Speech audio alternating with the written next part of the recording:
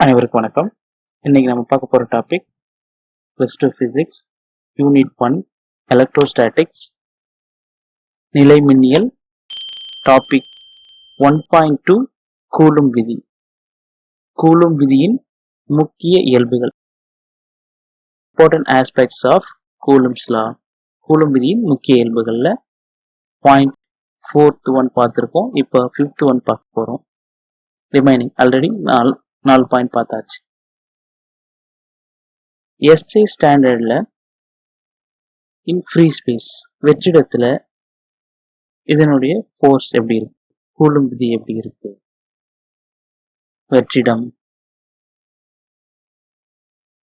வெற்றிடம் அதை free space. Free ஸ்பேஸ்க்கு நம்ம F21 vector is equal to 1/4 epsilon naught Q1 Q2 by R square R cap 1 2. இங்க epsilon naught அப்படின்றது free space. அந்த ஃப்ரீ ஸ்பேஸ்ல இருக்கக்கூடிய பெர்மிட்டிவிட்டி விடுதிறன் அப்படின்னு நம்ம சொல்லுவோம். ஸோ இப்போ எப்சிலான் அப்படின்னு ஒன்று கொண்டு வரும். இது பார்த்தீங்கன்னா ஊடகம்.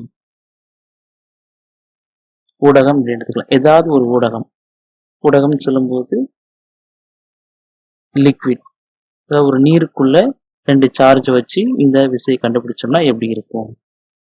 வாட்டருக்குள்ள சார்ஜ் வச்சு இந்த ஃபோர்ஸ் கால்குலேட் பண்றோம், கூலும் விதி கால்குலேட். ஸோ இப்போ இந்த மீடியம் அப்படின்னு சொல்றோம். இதை இங்கிலீஷ்ல medium, any medium, the force between 2 point charges. F medium எழுதலாம். இங்க ஊடகம்.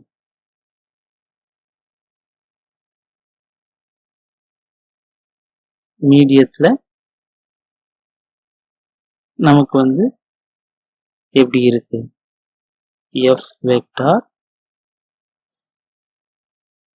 21 is equal to 1/4 எப்சிலான். இங்க நாட் வரக்கூடாது.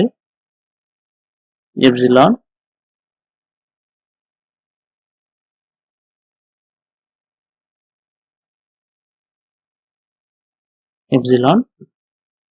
Q1 Q2 by R square R cap 1 2. Since இங்க பாத்தீங்கன்னா epsilon always greater than epsilon naught. Epsilon always greater than epsilon naught. So இந்த condition படி பார்க்கும்போது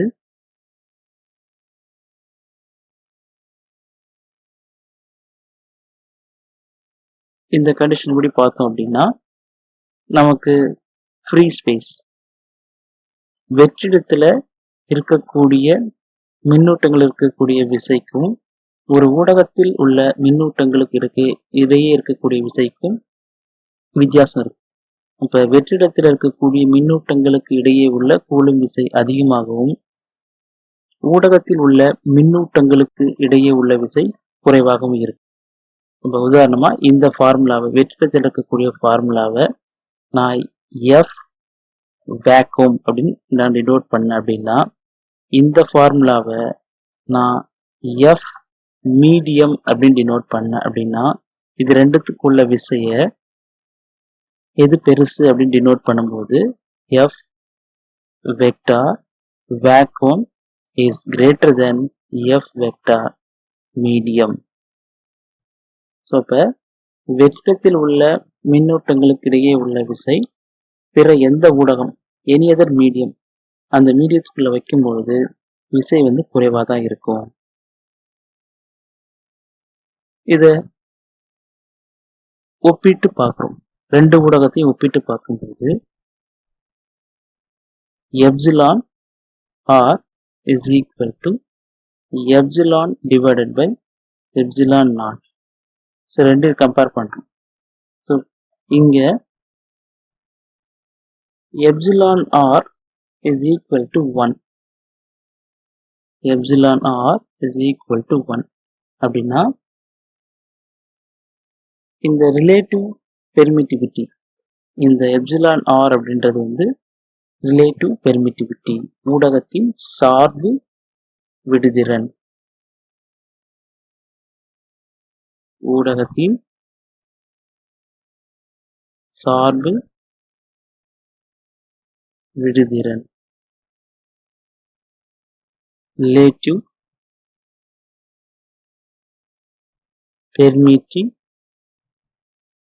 permittivity, relative permittivity.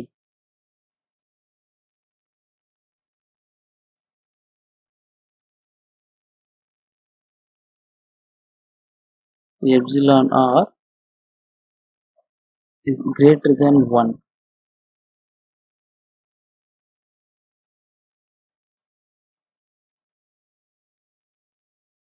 Epsilon r greater than 1. So இங்கே வந்து பார்த்தீங்கன்னா epsilon R வந்து வேக்குவத்துக்கு ஒன்றா இருக்கும் எப்போவுமே. வேக்குவம் அப்படின்னா இந்த 1 அப்படின்றது வந்து ஏர் அப்படின்னு எடுத்துக்கலாம். இந்த மதிப்பு ஏர் அப்படின்னு எடுத்துக்கலாம், அல்லது வேக்குவம் அப்படின்னு எடுத்துக்கலாம்.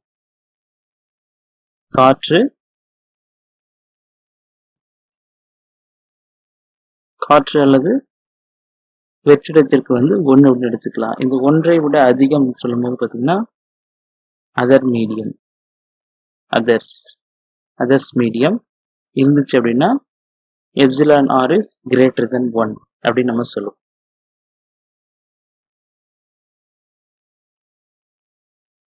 Sixth point,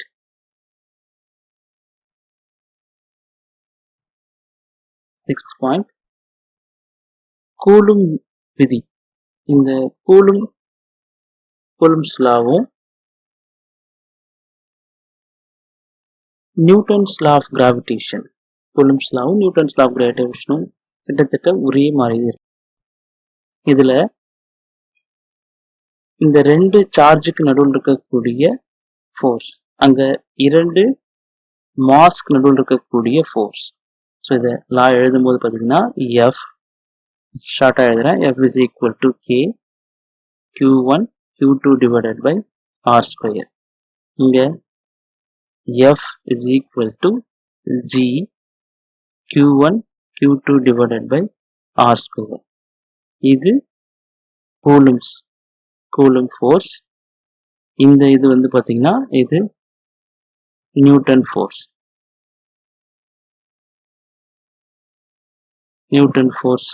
இது வந்து பார்த்தீங்கன்னா கூலும் ஃபோர்ஸ். இது ரெண்டையும் கம்பேர் பண்றோம். இது ரெண்டையும் கம்பேர் பண்ணும்போது பார்த்தீங்க அப்படின்னா ரெண்டுத்துக்கும் நடுவில் இருக்கக்கூடிய ஒற்றுமை, ரெண்டுமே சார்ஜுக்கு நடுவில் சார்ஜுக்கு ப்ரொபோர்ஷனலா இருக்கும். இங்கே கூலும்ஸ்லா, இங்க மாஸ்க்கு ப்ரொபோர்ஷனலா இருக்கும். ஸோ இது வந்து மாஸ் அப்படின்னு டினோட் பண்ணணும். m1 m2ன்னு போட்டுக்கலாம், m1 m2 அப்படின்னு போட்டுக்கலாம். ஸோ இப்போ f is directly proportional to q1 q2. இங்க f is directly proportional to m1 m2 அப்படின்னு எழுதிக்கலாம்.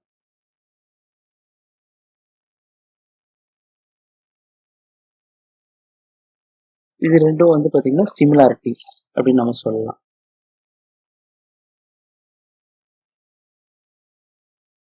நெக்ஸ்ட் வந்து பார்த்தீங்கன்னா ரெண்டுத்துக்கு நடுவில் இருக்கக்கூடிய டிஃப்ரென்ஸ். என்ன டிஃப்ரென்ஸ் அப்படின்னு பார்த்தீங்க அப்படின்னா இந்த ஃபோர்ஸ் வந்து அட்ராக்டிவாக தான் இருக்கும்.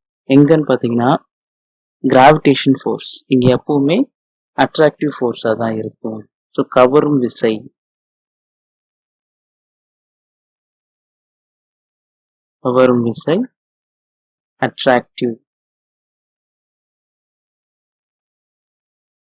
அட்ராக்டிவ் ஃபோர்ஸ் இங்க வந்து டிபெண்ட்ஸ் அப்பான் தி சார்ஜஸ். ஸோ ஒன்று கவரும் இருக்கும் அல்லது விலக்கும் விசை, ரெண்டுல ஏதாவது ஒன்று இருக்கும். ரெண்டுமே பிளஸ் மைனஸா இருந்தா அட்ராக்ட் பண்ணும், மைனஸா இருக்கணும், அல்லனா பிளஸ் பிளஸ்ஸா இருக்கணும். இது ரெண்டும் இருந்தா விலக்கும் விசை உருவாகும். Depends upon the nature of the charges. So இங்க இந்த கான்ஸ்டன்ட்டை கம்பேர் பண்றோம். கான்ஸ்டன்ட் கம்பேர் பண்ணும்போது இங்க கிராவிடேஷன் பொறுத்த வரைக்கும், நியூட்டன்ஸ் லா பொறுத்த வரைக்கும் G is equal to 6.67 into 10 power minus 11 Newton meter square kilogram power minus 2. இங்க கூலம்ஸ் லா பொறுத்த வரைக்கும் K is equal to 9 into 10 power 9 Newton meter square coulomb power minus 2. K ஓட வேல்யூ G விட எப்பவும் இதுக்கு பார்த்தீங்கன்னா பெருசா இருக்கும். ஸோ இப்போ நடுவில் கம்பேர் பண்ணும்போது K is greater than G. K is greater than G. So electrostatic force நிலைமின்னியல் விசை வந்து இந்த கிராவிடேஷன் ஃபோர்ஸை விட அதிகமா இருக்கும். ஸ்மால் ஆப்ஜெக்ட், சின்ன ஆப்ஜெக்ட்டுக்கு எலக்ட்ரோஸ்டாட்டிக் ஃபோர்ஸ் வந்து நிலைமின்னியல் விசை வந்து அதிகமா இருக்கும் இந்த கிராவிடேஷன் ஃபோர்ஸ் கம்பேர் பண்ணும்போது.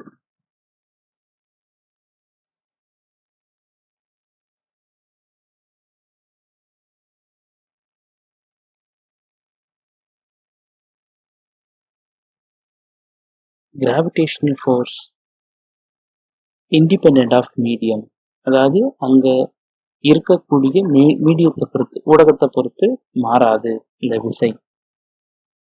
ஒரு கேஜி மாஸ், 1 kg மாஸை நம்ம வந்து ஃபர்ஸ்ட் ஏர் மீடியத்தில் வச்சு, காற்றுல வச்சு விசை கண்டுபிடிக்கிறோம். அதே மாதிரி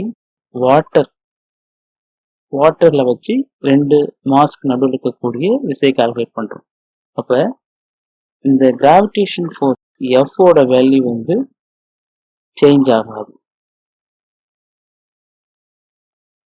நாட் சேஞ்ச், மாறாது. இதே அமைப்பை 1 kg மாஸை நம்ம எலக்ட்ரோஸ்டாட்டிக் ஃபோர்ஸ் கால்குலேட் பண்ணோம் அப்படின்னு பார்த்தீங்கன்னா சேஞ்ச் ஆகும். ஸோ இப்போ மீடியத்தை பொறுத்து விசை வந்து மாறும். கூலும் விதியில சேஞ்ச்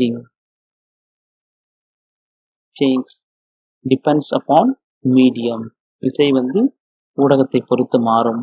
இங்க நியூட்டன் விதியை பொறுத்த வரைக்கும் விசை வந்து ஊடகத்தை பொறுத்து மாறாது. 7th point,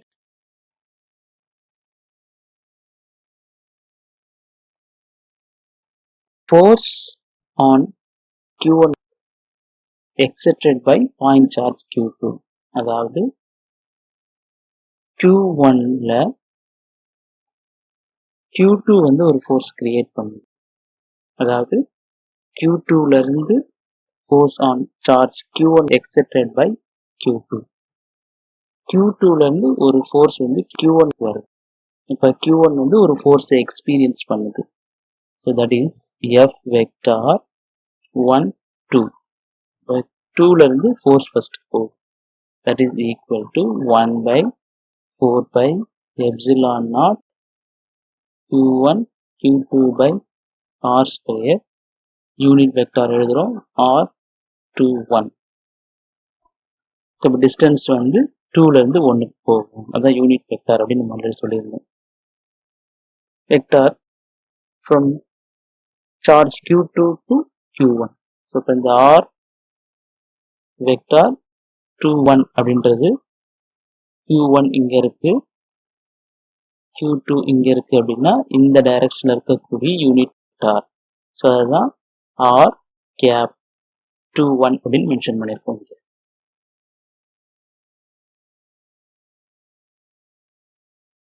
ஸோ நமக்கு தெரியும் R cap 21 is equal to minus of R cap 12. So இந்த வேல்யூவை நம்ம சப்ஸ்டிட் பண்ணோம் அப்படின்னு பார்த்தீங்கன்னா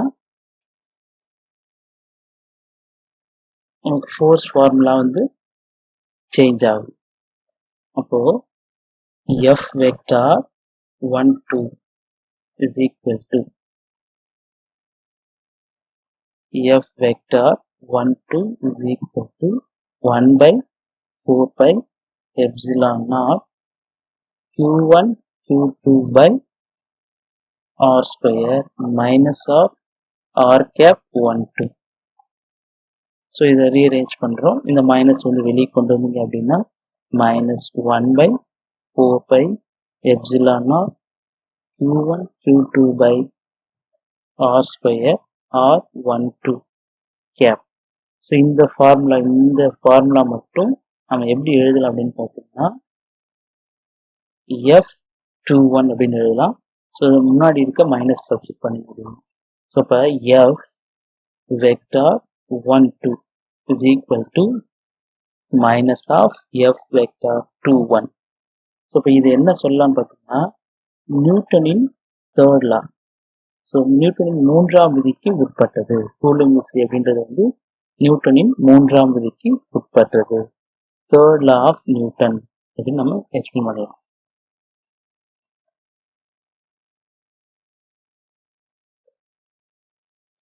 Eighth point, that is last point.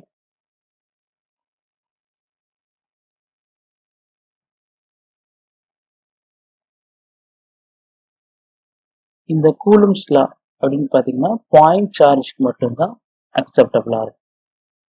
So exception for coulomb force true only for point charge. Only point charge. அப்போ புள்ளி மின்னூட்டங்களுக்கு மட்டும்தான் இந்த விதி பொருந்தும். ஸோ இந்த புள்ளி மின்னூட்டம் அப்படின்றது வந்து நடைமுறையில் சாத்தியம் இல்லை. ஸோ நெக்ஸ்ட் என்ன சொல்றாங்க அப்படின்னு பார்த்தீங்கன்னா இந்த மின்துகளுக்கு இடையே உள்ள தொலைவை ஒப்பிடும்போது, அதாவது நம்ம முன்னாடி சொல்லியிருந்தோம் Q1 Q2க்கு நடுவுல ஒரு R அப்படின்ற ஒரு டிஸ்டன்ஸ் இருக்கு. இந்த டிஸ்டன்ஸை கம்பேர் பண்ணும்போது இந்த Q1ஓட சைஸ், அதனுடைய ரேடியஸ் வந்து மிக சின்னதா இருக்கும். அது இங்க அளவை கம்பேர் பண்ணும்போது இடைவெளி அதிகமாகவும் Q1ஓட அதனுடைய சைஸ் வந்து ரொம்ப சின்னதா இருக்கணும் அப்படின்றத முக்கியமான விஷயம். ரொம்ப ரொம்ப சின்னதா இருக்கணும். ஸோ இதுதான் வந்து கூலும்ஸ் அப்படின்றவர் வந்து பாயிண்ட் அவுட் பண்ணியிருந்தாரு. கூலும்ஸ் அப்படின்றவர் பார்த்தீங்கன்னா ஒரு எக்ஸ்பெரிமெண்ட் செஞ்சிருக்காரு. என்ன எக்ஸ்பெரிமெண்ட் பார்த்தீங்கன்னா முறுக்கு தராசு அப்படின்னு நம்ம சொல்லுவோம். இந்த முறுக்கு தராசு அப்படின்றது வந்து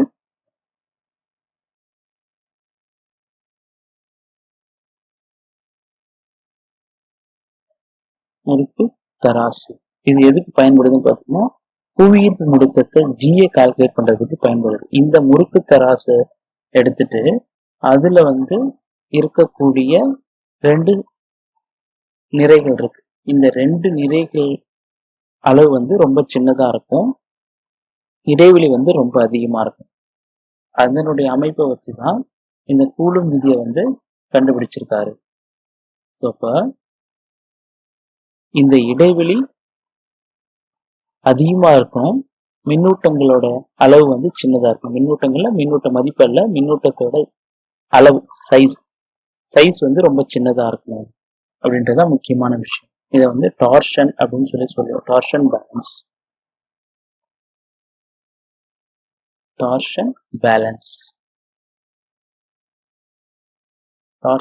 பேலன்ஸ் இதுலதான் இந்த விதியை வந்து அவர் வந்து கண்டுபிடிச்சாரு.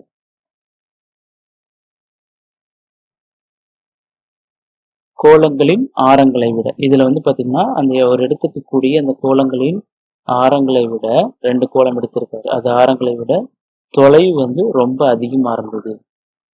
அதை வச்சுதான் இந்த மின்னோட்டத்தோட மதிப்பு அதுக்கு கம்பேர் பண்ணிட்டு கூலும் விதியை வந்து அவர் வந்து கொண்டு வந்திருக்காரு. நன்றி மாணவர்களே. இந்த டாபிக் நடத்தும் போது புரியல அப்படின்னா உங்களுடைய சந்தேகங்களை வந்து கமெண்ட் பாக்ஸ்ல போடுங்க, சஜஷன் பாக்ஸ்ல போடுங்க. பிடிச்சிருந்தா லைக் பண்ணுங்க, மற்ற மாணவர்களுக்கும் ஷேர் பண்ணுங்க, சப்ஸ்கிரைப் பண்ணுங்க. நன்றி.